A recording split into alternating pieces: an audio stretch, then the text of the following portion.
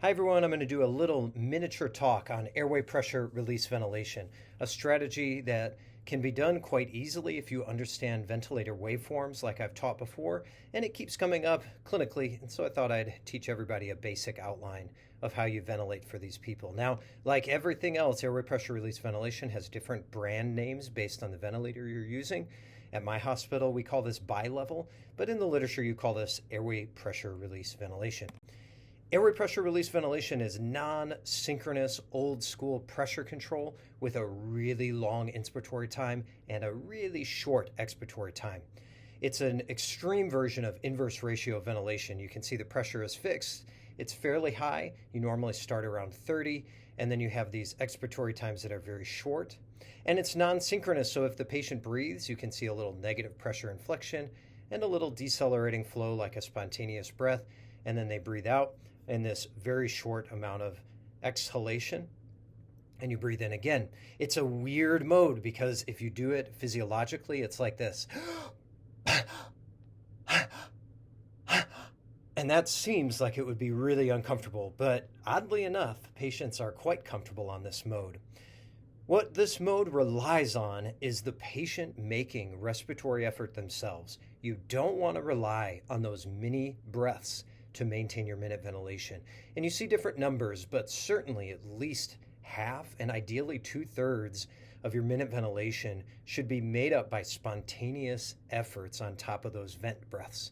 And the way this works is this really long inspiratory time. For easy numbers, I like about 5.5 seconds in at these high pressures. It'll give you a breath, and it's so long you get an inspiratory air trapping moment. So holding their breath up. And then you breathe out, but you don't let them breathe out for very long. You intentionally air trap. You don't want them to breathe out all the way to get atelectasis. And so in general, you want to stay on the shallow side of 50% exhalation. So if you call that 100, you want this to end around or less than 50% of exhalation. And then you breathe in again so that you maintain PEEP the whole time. You intentionally air trap, and then you get these little spontaneous efforts all throughout the inspiratory cycle that help you breathe. You can do this on our oldest ventilator modes with pressure control, where they're the wacko inspiratory times. Again, average settings, 5.5 seconds in, about half a second out, and then you adjust to intentionally air trap. And we normally start with a P high of 30, and we want them to breathe out fast since this doesn't breathe out very much, but we want it to be air trapped. So we want a really fast but short exhalation. And so we want a maximal gradient between the start of breathing out and the actual pressure the vent has. So we set a P low of 0. Again, the lungs stay mostly inflated. This is fantastic for recruitment. It in fact does a great job of recruiting really deep and posterior areas of the lung right near the diaphragm, but it really doesn't do a good job of ventilating out CO2. It's not synchronous, but oddly enough, it's very comfortable. And it's comfortable, yet the patient uses their own diaphragm. So it relies on patient effort, so they keep their diaphragm nice and strong. And you really want, again, quite a bit of their minute ventilation to be spontaneous. Here's our typical initial settings right here. This, again, is just a fixed amount of pressure for a fixed amount of time with an inspiratory pause and with air trapping. So you can do this on our oldest pressure control ventilation. You don't exhale, and you have mean airway pressures that are very high. So it's really bad for breathing out, and it gives you vent pressure elevation. So you don't want to do it if you might risk harm from respiratory acidosis. So in really badly acidotic patients, not a good deal. RV failure patients, not a good deal. Intracranial hypertension patients, not a good deal. You may not drain as well, and your CO2 may go up. All right, here's it in a long example, and these are pretty straightforward. We have long I times, intentional inspiratory trapping, intentional expiratory trapping, so you're not de-recruiting, and the patient breathes on their own. We don't want to do it for hypercarbia, problems with airway pressures being high, pneumothorax patients. We don't want to do it with high CVP or patients that risk injury related to these problems.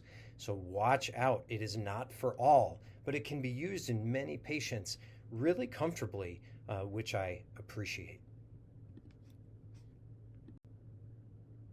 Now, as a bad ventilatory mode, one of the problems you can sometimes encounter is hypercarbia. If you have hypercarbia on APRV, the first solution is to wake the patient up and decrease your sedation so that they fix it on their own. If that doesn't work, you want to increase how often you're doing that breathe out cycle. And the way you do that is straightforward. You turn down how much time they spend breathing up or inflated. So if, for example, I have 5.5 seconds in and 0.5 seconds out, I have a 6-second breath, so to speak, on APRV. That's a respiratory rate of 10. If I change it to breathing in a P high at 30 at maybe, let's say, 4.5 seconds, and I leave the expiratory time the same at 0.5, now I breathe every 5 seconds and I have a respiratory rate by the vent of 12, and that'll cycle our breaths more often and it'll clear more CO2. Now again, we really do want spontaneous ventilation with APRV. We rely on it. APRV relies on the diaphragm staying strong, and it's a very nice mode for those deep atelectatic areas because if you use your diaphragm, you'll actually mechanically open up alveoli that are collapsed instead of only relying on the ventilator to deliver positive pressure to open them up. You don't want to exhale fully, so I really don't fix hypercarbia by giving bigger breaths during exhalation. I want them air trapped. The tidal volumes can be big. Dr. Krista Haynes and I put out a poster some years ago that looked at tidal volumes using APRV ventilation and ARDS, and the tidal volumes had no association to injury, but they look funny, and if you're not used to the mode, doing open lung concept, big tidal volume ventilation, it looks scary. You might have 800, 900 mil tidal volumes. As long as you are air trapping adequately, this hasn't been shown to be harmful to patients, but I don't believe, in my professional opinion, this has been totally adequately studied. So be mindful of your tidal volumes and patients that may be harmed by this, and don't be blasé about over big tidal volumes. Make sure you're air trapping adequately, and the tidal volumes probably matter less, but in this context, without calculating tau, the respiratory constant, which is challenging and a level up compared to mechanical ventilation, thinking simple, it's challenging to know the real driving pressure. So use that with caution. Hypoxia is not typically a problem. If you're hypoxic with adequate, good settings on APRV, you probably need ECMO.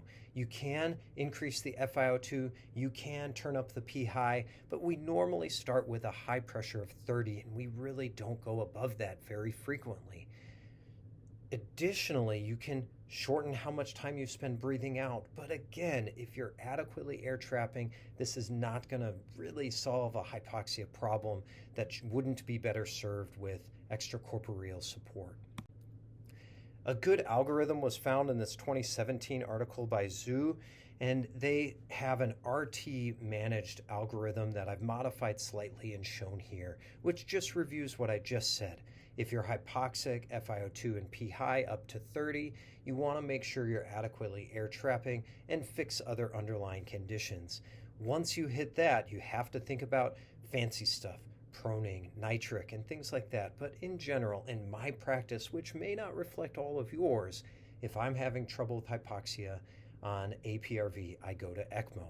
Hypercapnia is much more frequent, and my management is almost always to simply wake the patient up. It's better for their brain, better for their diaphragm, and better overall. You can do other stuff, but the first, second, and third management is wake them up, get them to breathe. Weaning it's a little tricky. In general, I wean the FiO2 all the time. Once I'm consistently at or under 50%, I start to wean the high pressure, but I do it really slowly. When I turn over to my colleagues, if they're not used to doing APRV, what I've seen is a switch over quickly to a more conventional mode of ventilation, often with not enough PEEP. You want to wean that recruitment slowly. Otherwise, you can de-recruit and then you fight yourself for the next 8 or 12 or even longer hours. It takes a while to recruit. We don't want to lose that. So I happen to turn the pressure down about 2 every 2 hours or so. I learned that from a phenomenal clinician, Dr. Ketzler, who taught me that. You go down to somewhere between 15 or 20, and then you switch to an assist control mode with a PEEP somewhere just below the high pressure. Always err on using more and weaning slowly. A weaning protocol from Zoo is shown here. It's not that different from this. A little bit slower, decreasing P high by 2 every 2 to 12 hours. BID is suggested. You can do all this time adjustment. I typically don't. I keep it simple. I like simple adjustments and changes. And that's it. I hope if you're in clinical practice and thinking about APRV, or what's more often, somebody puts a patient on APRV and you take over and you're a little bit unsure of how to adjust the mode, I hope that this really simple approach helps you understand APRV. It's a cool mode that lets you use your own diaphragm, maintain your own minute ventilation, and recruit areas of the lung that conventional approaches don't always work for. The literature using it in ARDS so far is fairly equivocal, with maybe some secondary outcomes that are better and the occasional study that shows improvement. What I know is in my clinical practice, most of the time, if I pick one mode or another and I apply it to everybody, that's not what makes the difference. What makes the difference is picking the right mode for the right patient in front of you. And if you can do that well and in a simple way and forward along what you learned about that patient to the next clinician, you can really do a great job of keeping people safe and effectively caring for their lungs, no matter what mode you're picking. And I group APRV into that. If you use good, effective PEEP that's optimal, and you've adjusted it to the patient's compliance, and you're safely ventilating and adjusting for dysynchrony along the way, you're going to do great work. I find patients on APRV are very comfortable, even though it sounds weird. They recruit quickly, and I need less sedation overall. I love less sedation. It's so much better for your brain, so I like APRV. The struggles I find is that if I'm not in the hospital, I have to troubleshoot APRV by FaceTiming in, and I get tired like anybody else. This can be a challenge. I also, probably similar to many of you, have a lot of colleagues that don't believe in the mode, and so if I put somebody on APRV and I have a colleague covering nights, or if I'm switching over their care and I start APRV, it doesn't work very well in transition. And so those are the struggles I've had with APRV. But mostly I like it, it's a good mode, and I hope you found this very useful for you. Have a great evening, afternoon, morning, and remember, it's a blessing to care for people. Have a good day.